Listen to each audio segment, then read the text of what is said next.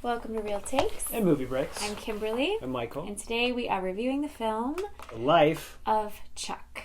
Please subscribe to our channel, click that notification bell so you never miss a review.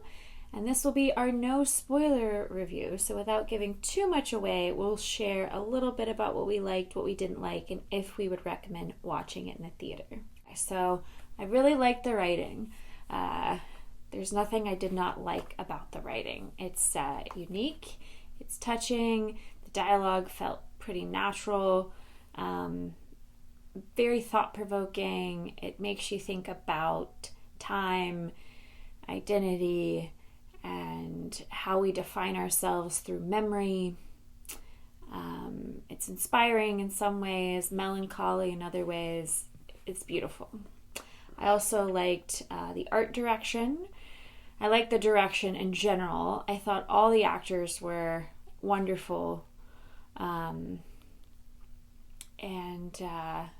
There's not really much I didn't like about it. Yeah, I enjoyed this movie. It was a throwback for me to a time when every year it seemed we used to get movies that were sort of predicated around sort of a feel-good type story that was sort of reminiscent of It's a Wonderful Life, where you have like a main character who is sort of in a small town, kind of not quite sure about what life is or what life has to offer, and there's this great profound sort of message about family and home and community and values and things like that. Like Forrest Gump is one of those movies that comes to mind.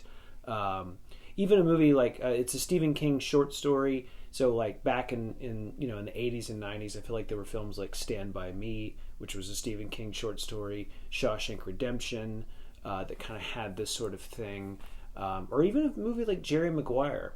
I don't think you see this kind of movie anymore. We watched a film on the channel called Hoosiers, and I feel like even that kind of had, or Mr. Holland's Opus. There you go. Mr. Holland's Opus is sort of what this reminds me of. It's warm. It gives you warm, fuzzy feelings. The actors that are in the sort of the story around Chuck's character. A lot of the actors: Mark Hamill, Mia Sara, the child actor that plays young Chuck, the professor, the teacher, the guy from Scream. A lot of different actors make appearances in this film.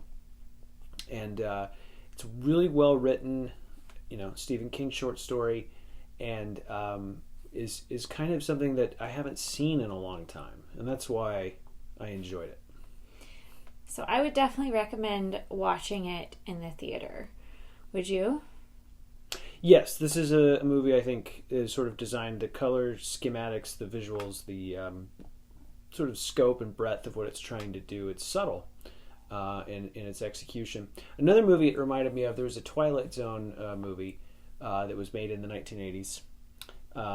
You've seen the Twilight Zone TV show, but there was actually a Twilight Zone movie that was made.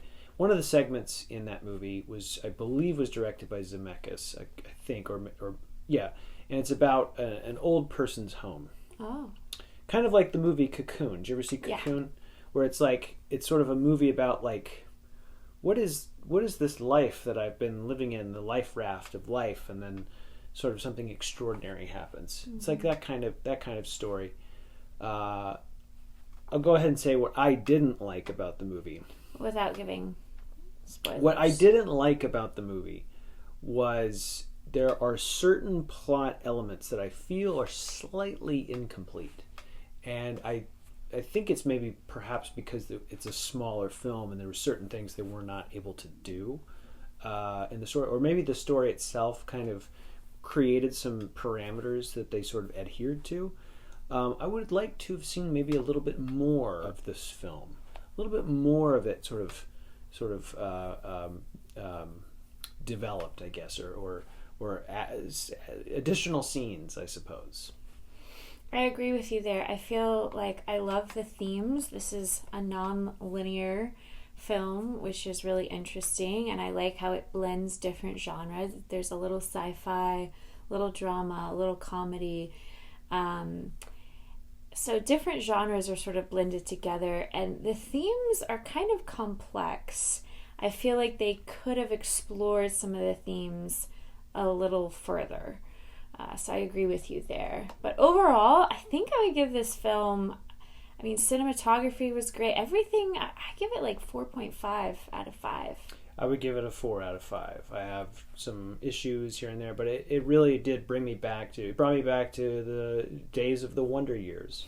You know, it brought me back to even something like Home Alone or something. Like it has this sort of sentimental value that is an X factor, and it's something that's missing from movies today. Yes, I think more movies like this should be made today. These are the kinds of movies that I would want to make as a filmmaker.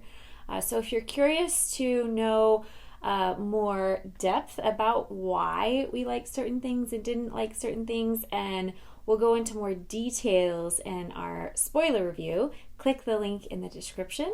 Otherwise, let us know what you think when you see the movie, and keep it real. Have great takes.